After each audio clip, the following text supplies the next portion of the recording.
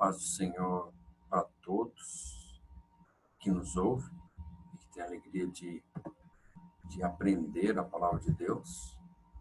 A paz do Senhor para a igreja. Nós estamos aqui mais uma vez nesse curso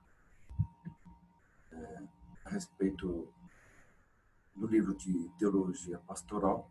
O Instituto é o IBAT, Instituto Bíblico das Assembleias de Deus, Núcleo Nossa Senhora da Glória. O tema: a excelência do ministério cristão. Teologia Pastoral, Unidade 2, capítulo 1, parte 2. Nós vamos dar continuidade nessa lição, falando ainda a respeito da espiritualidade do pastor, a importância da espiritualidade de um líder que conduz, que cuida de um grupo que não lhe pertence, que é propriedade de Deus, que é a igreja, corpo de Cristo. 1.2 vai nos falar a respeito da fé e do temor de Deus.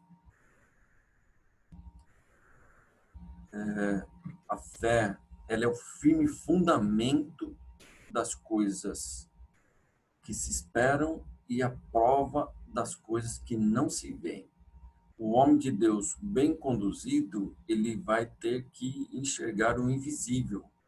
É aquilo que não se vê. Essa é a proposta de Deus para todo homem. O homem caminha na fé, ele caminha esperando numa coisa, em algo que ele não está vendo, mas acredita fincamente na palavra de Deus. Ele acredita naquilo que Deus está falando através da sua palavra. Então, a fé, ela é o fundamento, né? Também, como as Escrituras. Todos os homens que conduziram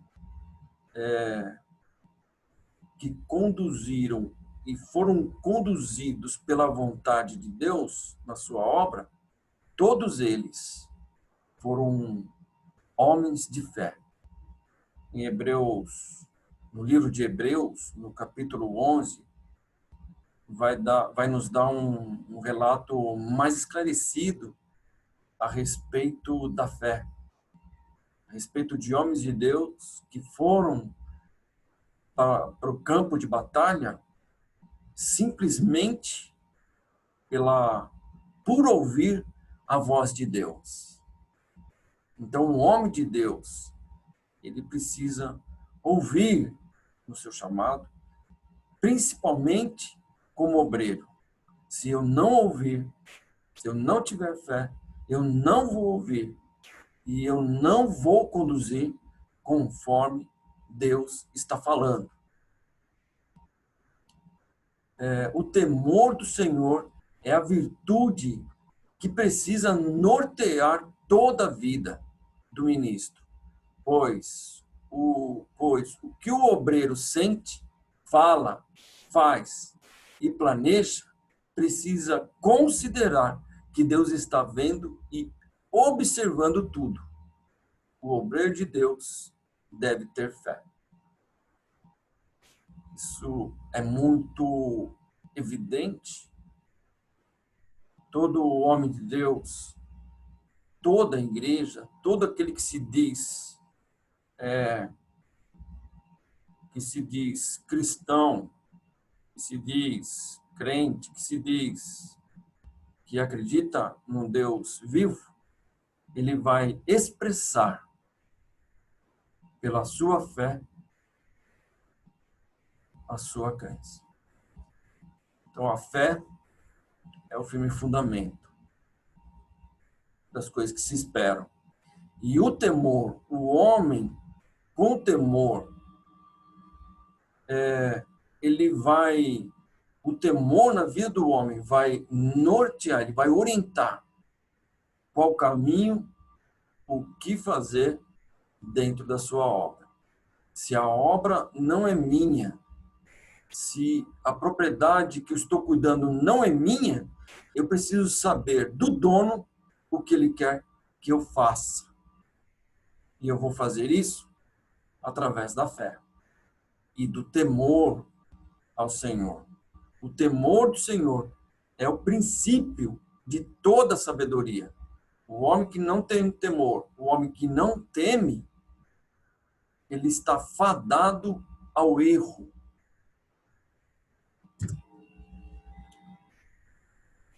Fé e temor de Deus são duas coisas, dois ingredientes que precisam estar na vida do homem de Deus. Lá em Hebreus, eu citei aqui, fiz a citação, no capítulo 11, pela fé entendemos que os mundos, pela fé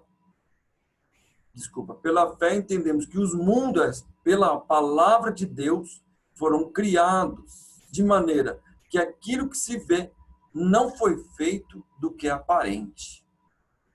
Não existia nada. O mundo, tudo que nós apalpamos e vemos, tudo aquilo que é aparente foi feito pelo invisível. Então a primazia está no invisível. Quem criou o que é aparente, quem criou o que é visível, foi o invisível. Então, nós, como visíveis, nós precisamos ser dotados de fé para entender que, no princípio, Deus criou todas as coisas através da sua palavra, através do verbo. E disse Deus, haja, e houve.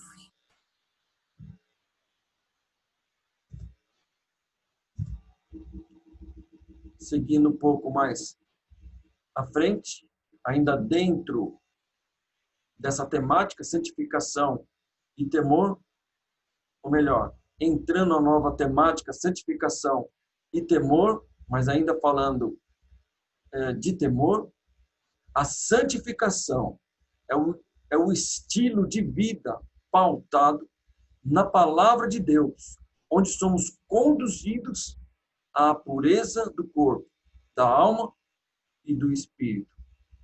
A santificação, ela vai nos levar, ela vai ser um resultado de uma expressão comportamental.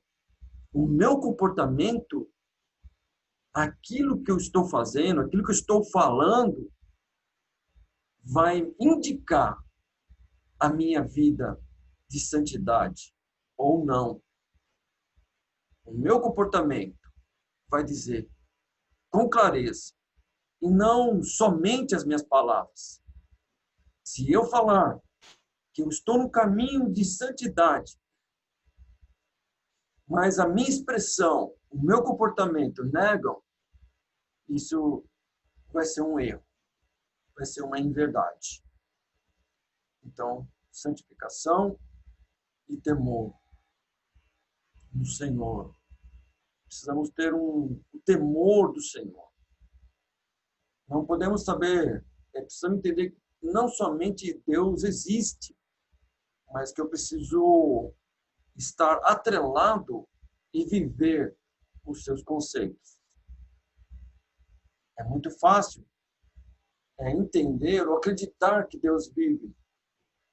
Deus está vivo. Eu acredito em Deus. Mas o meu comportamento precisa expressar essa realidade. E é através do nosso comportamento, através do comportamento do obreiro, é que vai ser expressado a realidade de Deus dentro do corpo de Cristo. 1 Tessalonicenses, primeira carta escrita de Paulo aos Tessalonicenses, no capítulo 5, versículo 23, está escrito assim: e o mesmo Deus de paz vos santifique em tudo, em todo o vosso espírito e alma e corpo, sejam plenamente conservados, irrepreensíveis, para a vinda de nosso Senhor Jesus Cristo. É um processo. A santificação é um processo na vida do homem que quer ser conduzido por Deus. Nós, a igreja, e principalmente o obreiro, precisa estar conservados, arraigados a respeito, irrepreensíveis a respeito da vinda do Senhor. Eu preciso entender, se eu entender que que esse evento existe, eu preciso esperar. Eu não posso viver uma vida aleatória daquele que estuda a palavra, daquele que lê a palavra, mas que não espera. Então, se eu espero a vinda do Senhor, a minha expressão, o meu comportamento vão ditar se eu estou sendo irrepreensível, se eu estou sendo conservado para a vinda do Senhor. Então, meu comportamento vai indicar aonde eu vou chegar. 1.4, oração e vigilância. Mais uma vez, tratando de oração e vigilância, a respeito da vida de um obreiro, digo do obreiro em todos os serviços, não só do obreiro, mas como da igreja. Jesus, ele deixou bem claro, orai e vigiai, para que não entreis em tentação. São duas coisas que exigem um sincronismo. É uma dependendo da outra. Na mesma proporção, na mesma velocidade, no mesmo dinamismo. Então eu oro, eu busco, mas eu não vigio, eu tenho uma tendência maior, eu tenho uma tendência ainda a uma queda, a um erro, porque se eu não vigiar. Se eu vigiar, é porque eu vou estar orando. Então eu preciso orar e eu preciso vigiar o meu comportamento, os meus pensamentos. É preciso vigiar. A oração é o caminho para crescer em graça e unção.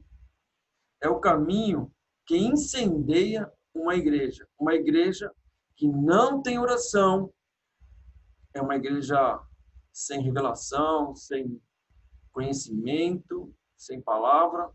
Porque como que eu vou me expressar dentro de uma igreja, ou como igreja, o que é de Deus, se eu não oro? Se eu não falo com o proprietário, com o dono do grupo, com o dono da igreja, que é o Senhor. Jesus nos ensinou que a oração e a vigilância são ferramentas espirituais para que o cristão não entre em tentação. O diabo, o inimigo das nossas almas, aquele que trabalha contra a igreja, quando nós somos arraigados pelo Senhor, ele já não tem mais ação sobre as nossas vidas. Mas uma coisa ele pode fazer, e uma coisa ele faz bem, ele influencia. E quando eu não oro, e quando eu não vigio, essa influência ela tem uma tônica. E aí vem a tentação. Nos tentar a igreja para desistir e para pecar. Se a igreja pecar, se o obreiro pecar, ele entra num erro gravíssimo com Deus. Porque faz separação. O que faz separação do homem e Deus é o pecado. Então está nas nossas mãos sermos santos, sermos corretos, justos. E isso vai nos conduzir num processo de santificação. quando não há pecado, a presença de Deus sobre as nossas vidas. O jejum é outra ferramenta espiritual cuja finalidade é fortalecer o nosso espírito e apresentar causas especiais a Deus. Vamos ser um pouco abrangente aqui, quando se trata de jejum, nós podemos ser mais específico, mas eu quero aqui só deixar esse momento aqui dessas palavras, que para eu ter uma vida de conquista contra os eventos espirituais, contra as hostes espirituais da maldade nos lugares celestiais, em momentos específicos eu preciso orar. Ou seja, o obreiro que lida com situações e adversidades na igreja, adversidades naturais, adversidades sociais e adversidades espirituais, ele precisa ter uma vida de oração e de jejum.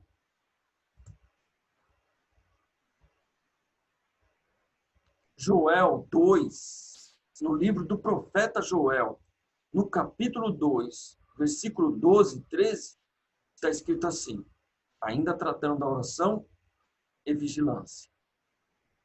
Ainda assim, agora mesmo, diz o Senhor, convertei-vos a mim de todo o vosso coração, e isso com jejuns, e com choro, e com pranto, e rasgai o vosso coração, e não as vossas vestes.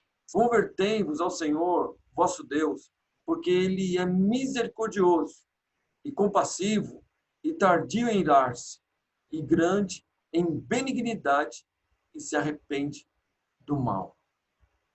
Apresentar, se converter ao Senhor em oração, jejum e choro, e pranto, a Bíblia diz, o profeta, Deus falando ao profeta, Deus quis deixar bem claro que ele queria um coração quebrantado. Não era só de aparência, não era para se converter só da aparência, não era para se apresentar só na aparência, era para rasgar o coração, é para se quebrantar diante do Senhor. Então, nós precisamos aprender a orar com o Espírito de Deus. Precisamos aprender a chorar com o Espírito de Deus. Nos quebrantarmos como igreja e principalmente como obreiro, que é aquele que vai cuidar da obra de Deus, da propriedade de Deus. Dons espirituais. A Bíblia vai nos relatar em várias cartas a respeito dos dons espirituais. E aí tem um momento aqui. O ministério pastoral necessita dos dons espirituais. Com os dons, a pregação será cheia de unção, autoridade e manifestação do poder de Deus. O líder, o obreiro, aquele que conduz a igreja, o corpo de Cristo, ele precisa ter unção. Ele precisa ter discernimento. E o discernimento ele vai vir através da unção, através da presença de Deus, através da intimidade com Deus. Eu não posso conduzir a propriedade do Senhor, de Deus, se eu não tiver uma relação, uma intimidade com Deus. Eu não posso conduzir um grupo se eu não tiver intimidade com o líder. Eu não posso. O que o líder vai falar para mim que eu devo fazer? Se eu não tiver os dons, eu não vou conseguir enxergar isso. Eu não vou conseguir discernir Eu não vou conseguir ministrar como profeta. Eu não, o líder, ele é praticamente um profeta. Ele que vai trazer a mensagem, trazer a palavra de aconselhamento.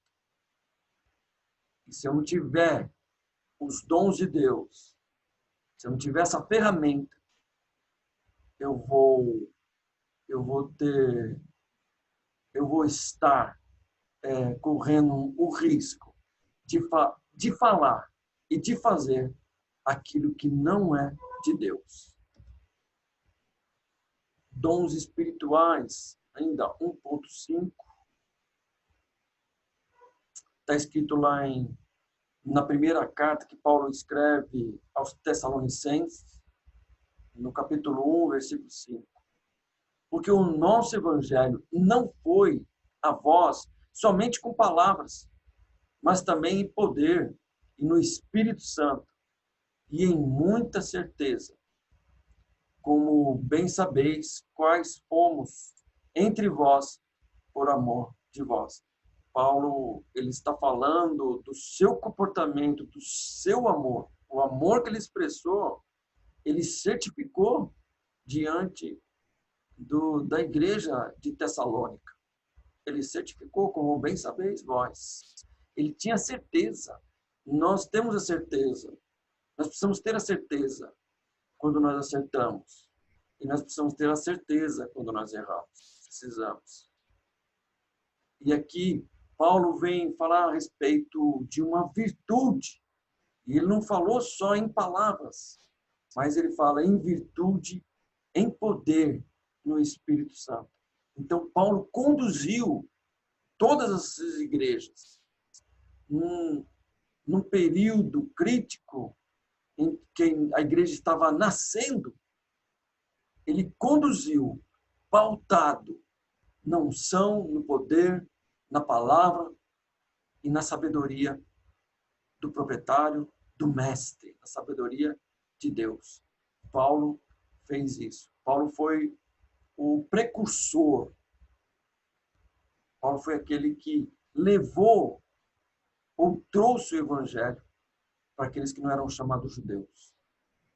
Dons espirituais, ainda, temos 9 pontos aqui, 9 pilares, que envolvem e que falam e que traduzem os dons espirituais.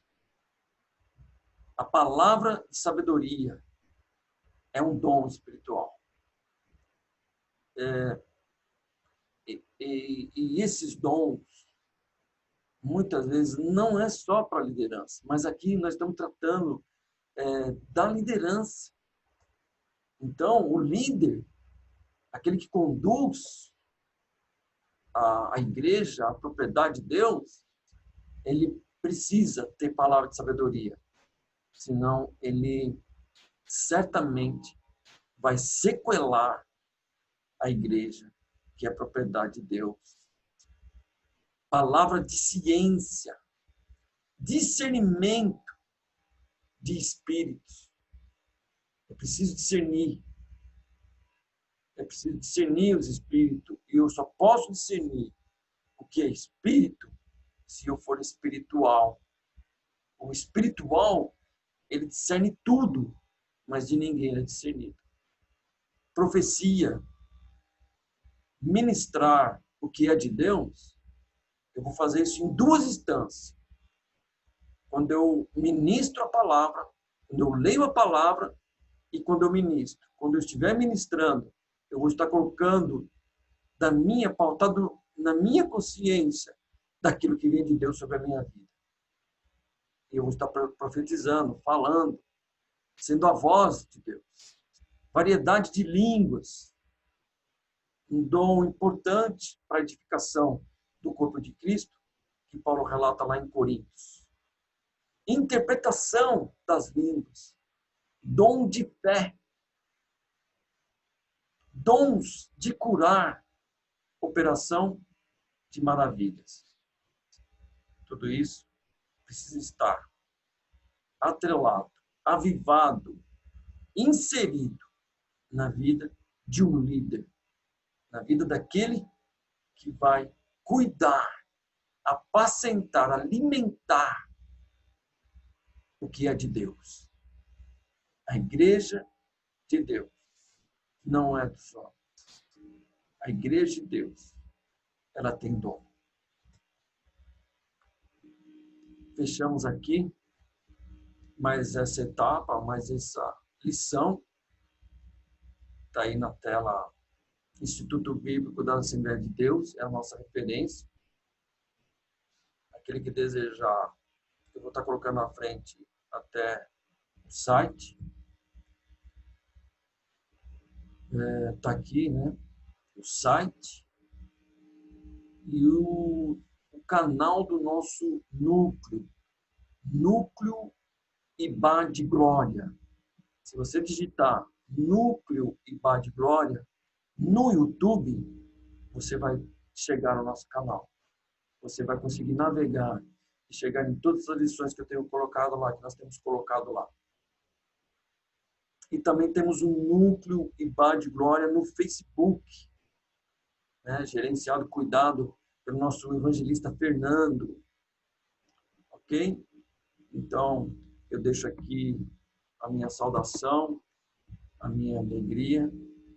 Se você desejar, sentir no seu coração, falar assim, foi bom, quero ouvir mais, inscreva, dê um like, isso vai nos ajudar a permanecer na mídia, permanecer no canal, ok?